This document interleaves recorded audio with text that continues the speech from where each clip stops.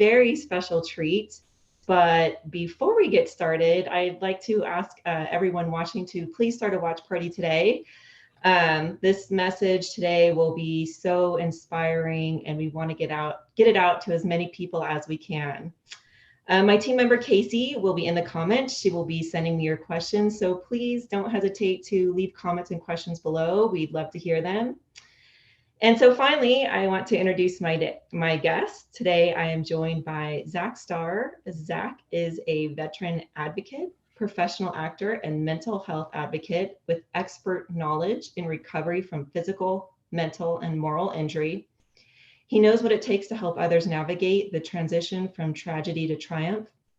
Zack's personal story is told in the feature documentary film, The Epic Mile, which chronicles his 2,650-mile hike from Mexico to Canada on the Pacific Crest Trail. You can find the movie at zackstar.com/movie. So Zack, welcome. I am so happy to have you here. Hello. I'm happy to be here and happy to have an opportunity to share my story and reach more people. I love the series. I've been watching. I'm a fan too. All right. Yeah. We'll take all we can get. So real quick, I think we're ready to get into it. Now, I don't know if we're going to need tissues on standby or not. We'll try not. But the series name is called No Guts, No Glory. And man, this hike alone takes major guts.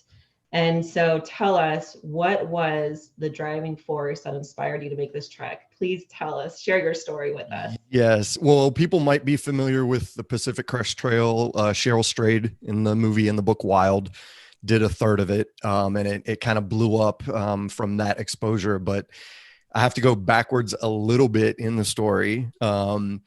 And back to my military service, and this all leads up to my decision on the trail and that defining moment in my life to decide that. But in the military, I had an injury to my shoulder, and it was a simple rotator cuff tear, and they botched the first surgery. So they put in 5 titanium screws, found out later they dropped one that's still in the nerve center of my arm, the brachial plexus, and it's floating around. And then of the other 4, he put 2 in bone correctly and 2 in soft tissue. So I had 2 surgeries in the military, had a bunch of pain. They gave me a medical discharge. And years later through the VA, telling me it was arthritis, I just kind of toughed it out. Like, well, I guess this is what arthritis feels like, even though it didn't feel like arthritis. And so 10 years later, one day that screw that was floating around decided to stop my day. And I went to the ER, and it had wedged itself in the ball and socket of my shoulder. So imagine if you just put a bolt in a thing of oil in your car, you just opened it up and dropped a bolt in there, and what damage that would do. It destroyed the inside of the shoulder, and I needed immediate surgery. And it's actually, I can tell this part of the story later, but I wear it here on my dog tag, and I'll tell you that reason a little bit later. But so they removed the screw, but I needed immediate surgery. So I had to pay out of pocket. The VA was red tape. And that triggered a really bad season of looking for outside doctors. I had another surgery 2 years later. And in the meantime, the VA had put me on 15 pills a day. So crazy over medication, which came with side effects. And their MO at that time was like, take this pill and then that causes side effects. And here, take this other one. And so this was a huge battle. And I was out over $40,000 in medical care for something service related. And so that ended up defining my 20s and the majority of my 30s up to that point. 10 years later, I faced another surgery, and I had continued to have pain. And it was December of 2014. And I had tried to get back to what I used to do. So I no longer could use my shoulder. And I tried doing other things. I played one-arm golf, which is really hard to do, and I'm really bad at it. But I always tell people you lose more or lose less golf balls when you can't really hit it far. So that was the bonus part. But I just tried anything I could to stay active, because that was a huge part of who I was and who, identified myself as, somebody being active. And so I tried to get back to the things that I loved, because that had defined me for so long. In 2007, I ended up going through 2 years of depression during all of that and was suicidal. And so that stuck with me for a long time. And so the hike came from me wanting to do this 220-mile hike in the Sierra Nevadas called the Muir Trail. And I went into the VA appointment. I said, Doc, I need to get better. Let's do this surgery so that I can get out there and hike. And he looked at me and he just said, you need to quit backpacking because it's going to make it worse. And Patty, it was at that point that I realized I had stopped everything. I had stopped all the physical activity I had done. I eat left-handed, I use the mouse left-handed. I mean, there's everything that I do left-handed. I can't do right-handed, not even sleeping on that side. And so I had stopped all of the things that I loved to the point where somebody was telling me you should not walk with something on your back. And to me, that was crazy. So it was at that moment, and just to jump into that part, where to me, it was a defining moment. I'm either going this way and I'm going to continue to let this injury define who I am and what I'm capable of doing and define my future, because it had steered the course of my work, my employment, where I lived. Dealing with chronic pain has a lot of impacts. Or I'm going to take control back and I'm going to go the other way and say, no, I'm taking control of my life and I'm not going to let this define who I am. And I remember leaving that office that day and I just said, you know what, he's right. I don't need to hike the John Muir Trail, this 220-mile trail. I need something bigger. And so in my research, I'd found the PCT hikers. And to me, it just blew my mind. They were crazy. Nobody goes out for 5 months and does 20-mile average a day for 5 months, sleeping on the ground in a tent, and not showering. It's just not something normal people want to do or can do. And it has a huge dropout rate because of that. Because it's really difficult. It's difficult physically, but it's also grueling mentally. And so to do it start to finish. And so I said, you know what, this is my moment to take this back. So I had surgery number 4 in December of 2014. And in April 2015, I hit the trail. And so that's the story you referenced, the movie. I videoed everything while I was on the trail. Unfortunately, Facebook Live wasn't a thing back then. I couldn't get Wi-Fi access in these tiny towns. And so I had all this footage and nothing. I was videoing every day to update my family and nobody saw it. And a good friend of mine, Step Row, said, we need to share your story of what you've been through to help others. And so she convinced me to share that. And we turned it into the film, The Epic Mile. And it walks us through the hike and how that has paralleled my injury and overcoming adversity, because nature can teach us a lot of things. So it was very eye-opening for me to see the lessons I'd learned on trail were things that I had learned through going through chronic pain, and I just learned to apply them a different way.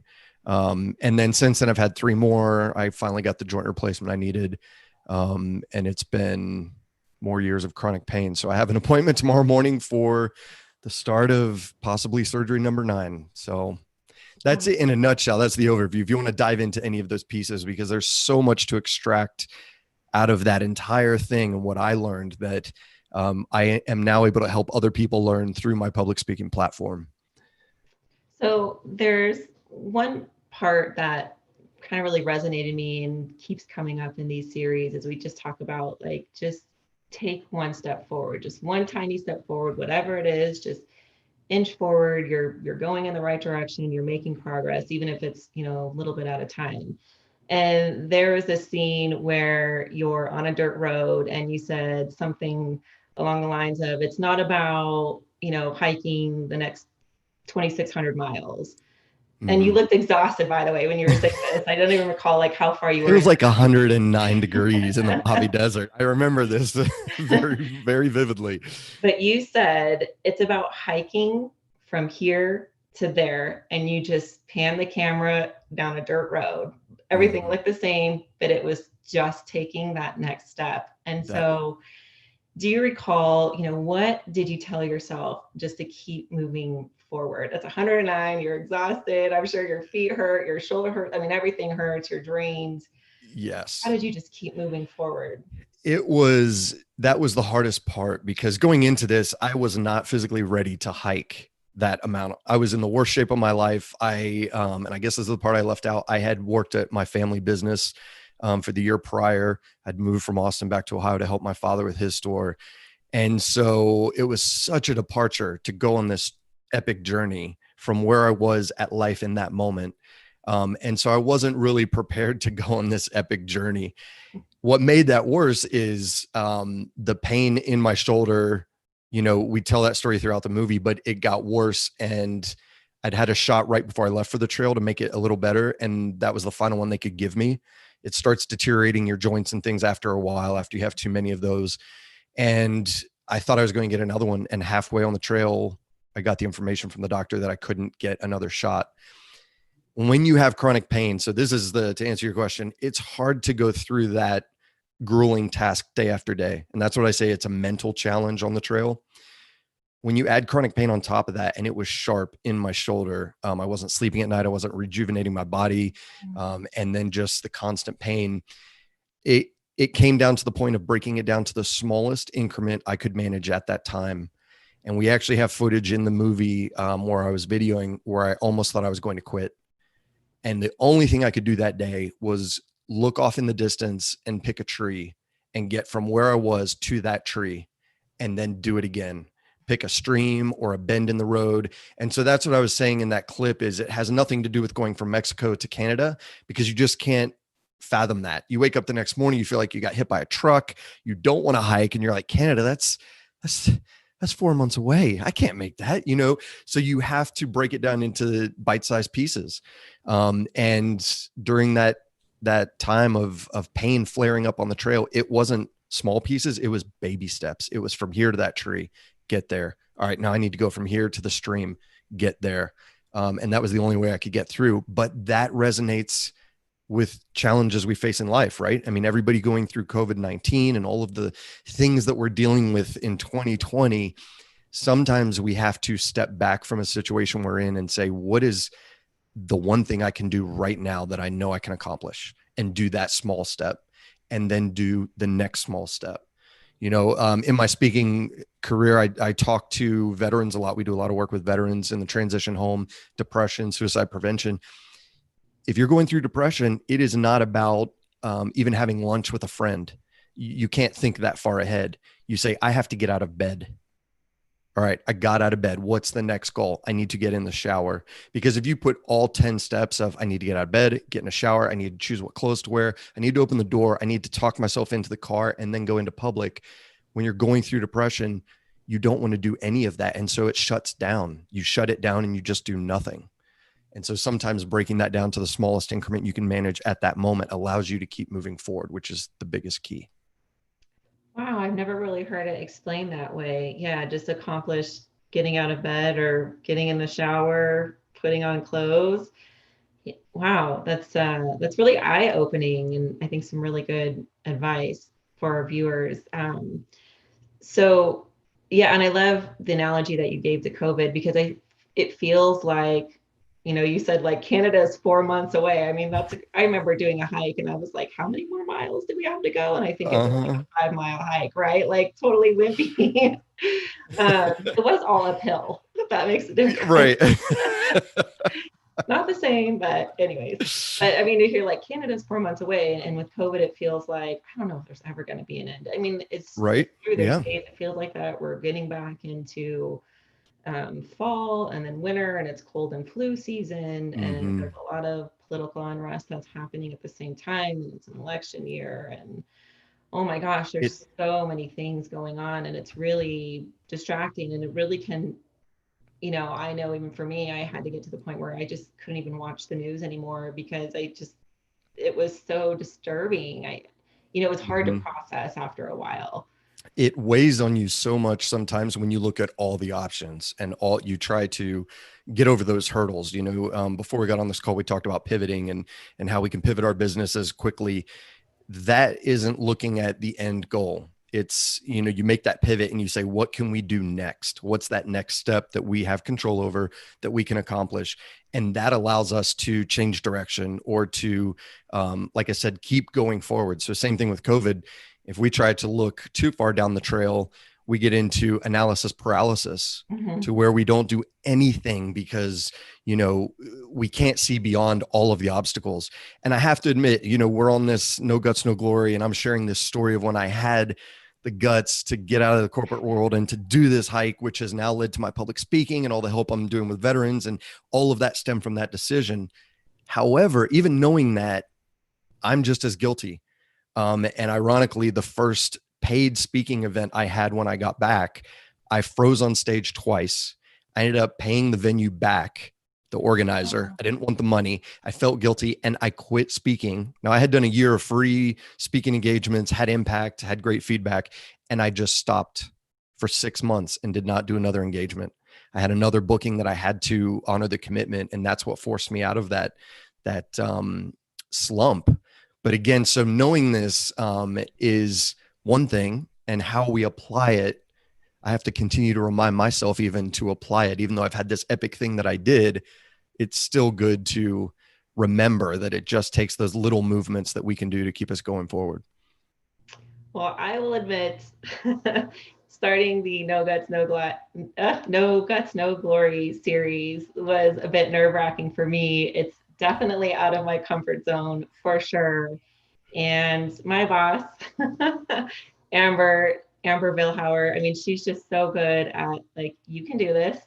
Amazing. You do it She's all the amazing. time. You've done it before. You can host your own series. I mean, just do it. Just try it. And I'm like, okay, let's do it. Uh-huh. Let's try it. Let's start it. Let's just see what happens, and why not? And I think a lot of it too is just kind of like you said, it's getting out of your own head. And I thought, let me just get past the first one, and I'll get past the next one, and then the next one, and it's getting easier. I'm making mistakes along the way, but I'm figuring it out at the same time and having fun while doing it too.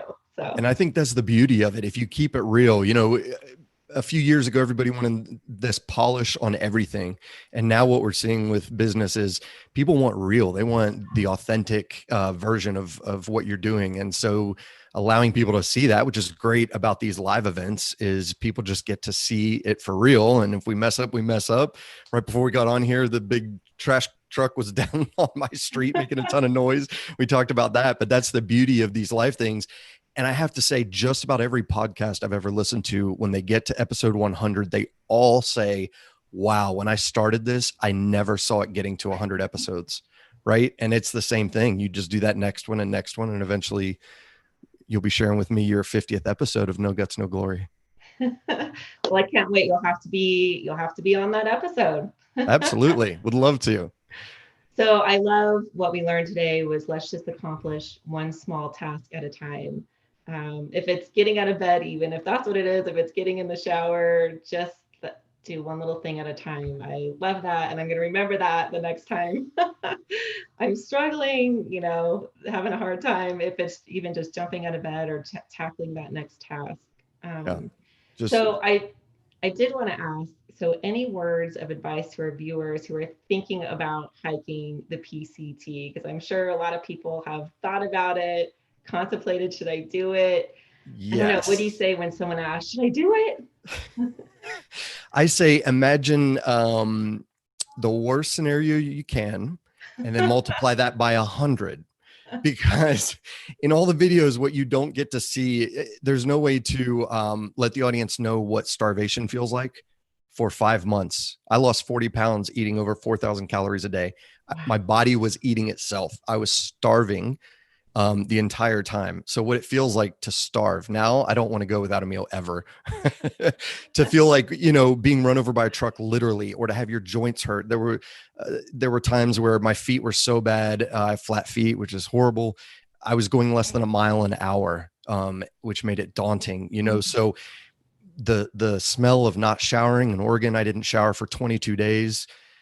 Just imagine the worst case scenario, your 5-mile hike uphill, and just multiply it by 100, and then say, if that's enjoyable for 5 months, then go do it. Yeah.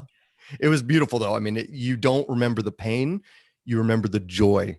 So I'd say the one thing to answer your question, honestly, is have a why. If you start with your why, Simon Sinek says that the best. Yeah. Your why will push you beyond your own perceived limits. Mine on the trail shifted. I was there for personal reasons, to get over the suicide part of my life and the depression, and feel like I could take control back. And halfway through, when I almost quit, it shifted, and I started focusing on others. I started focusing on the veterans I could help when I get done, and the message it would help. So mine shifted a little bit, but that drove me through the second half of the trail. So I would say, with whatever you're doing, whether you want to hike the trail, start a new business, pivot with your business, have a good why and keep that at the core of what you do every day. And it helps you get over those hurdles and be successful. So can you tell us a little more about some of the work that you're doing with veterans, and if maybe there are any veterans that are tuning in? Do you work with them directly or do any sort of direct coaching with them, or how can they benefit from some of your services? The first thing I'll say is if anybody's watching and they need assistance, definitely reach out. There are certain things you learn through the process that you want to share with others. So my channels so far have been through doing video production and putting out things like the Epic Mile and speaking to groups, speaking to Blue Star Mothers and other groups. I've been a part of Ohio State. We did a Veterans and Shakespeare event. So multiple things, but it's really letting veterans know what the keys are to transitioning home. So we talk about the suicide rate, and I was almost a statistic of that. And I've learned that there are these key pillars that if we pay attention to and we cover those, it can ease that transition home. Because the worst part of the military is you go in, you get trained in a whole new language, and when you come out, there's no training. Mm-hmm. They just send you out in the world and say, but you've lost your structure. You've lost your chain of command. You've lost your purpose. Now you have to find a new why. And your comfort zone, your community, all of these things have been stripped away. And now you're on your own, which is why we see the suicide rate. It's not in the first few years you get back, it's later. So it's when veterans start, finding out what's not working for them. So we do it in a lot of different ways. We're about to launch another YouTube channel about adventure lifestyle. I'm about to take a new trip. And that's simply showing veterans or anybody with an injury, or I don't like the word disability, but an injury or any kind of setback, that you don't have to let that define who you are and what you do. So we're about to start that series just to show people you can challenge yourself in different ways and find a new purpose. But if anybody wants to reach out, info@zackstarr.com, and that's to come and speak or to talk one-on-one. I'm an open book. So I'd love to help. So there's a little something I wanted to tell the audience, and it's something special that you did for me. And so Zack and I, we met at Author Up Live a year ago, and Author Up Live is a conference for aspiring authors, and we teach you how to launch your next book. So we met a year ago in Rockledge, Pennsylvania, and I was doing the event planning for the event. I was the event manager.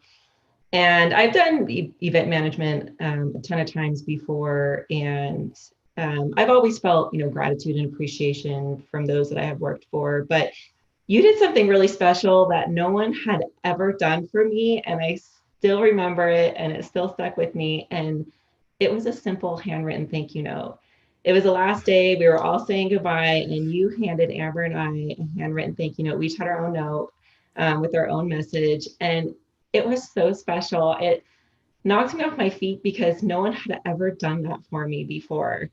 And it sounds silly because it's like, oh, it's such a simple gesture, but it was just, I just couldn't believe it. I mean, it was like no one had ever said thank you in that way before. And I just think that if for people out there watching, if you're looking for a special way to thank someone, a handwritten note goes such a long way, because I still remember that note and it still touches me. So thank you for that. I appreciate knowing that. Yeah, sometimes it's those small things that we can do to help others. And I learned that on the trail, just another lesson. They have trail angels, people who help for no reason. They help hikers, whether it's through hitchhikes or through leaving a cooler of donuts and cold Coke, or Pepsi on the side of a trail. They do amazing things and they get nothing out of it. It's for no purpose. And so, yeah, now my nieces and nephew put me to shame because they write handwritten notes all the time for everything. And it reminds me, oh, I better stay on top of my game. So, but I'm glad it meant something to you. You guys did amazing work. And if anybody is even thinking about writing a book, you have to go to Author Up Live. I don't know if you guys are doing it again next year, but it is phenomenal. Yeah. So the one that took place in March was supposed to be another in-person event, and it was just before the country shut down, and we had to make the decision of Are we going to keep going? We really weren't sure at that time. We ended up doing it virtual, and then we haven't planned anything since. We still want to keep it going. It's just, figuring out, well, how are we going to make it work? Right. We just With do another everything virtual going event on. again. Yeah. I'm sure Amber will figure out a way, as she always does. She does. Yeah. Yeah. Yeah. Well, gosh, Zach, thank you so much for your time. I really appreciate you sharing your story. Man, trail angels, anyone Trail living angels. close to the trails. I mean, dude, let's go out and like leave some goodies. I love that idea. Oh my gosh, we're gonna have to Google that. Yeah. Google Trail Angels. It's amazing what a can of Coke can do when you're out there starving and you just come across a trail with a cooler and a note that says, enjoy PCT hikers. And you're just like, it's crazy. Oh So man. yeah, everybody go out and be a trail angel to somebody for something this week. Oh, I love that. All Yeah. right. Yeah. And hey, if you do it, if you write a note, if you do something special, post it on the No Guts, No Glory Facebook page. Let's do it. I'm going to Let's think about hashtag trail angels. it. Yes. Life trail angels. Well, thank you so much for having me. I sincerely appreciate it. And I love everything that you guys are doing as a company and an organization. No Guts, No Glory. Amber's changed my life in her messaging and everything she's helped me with. And I know there are lots of us out there. So let's keep spreading the love. Thank you. Thank you, everyone, for tuning in. And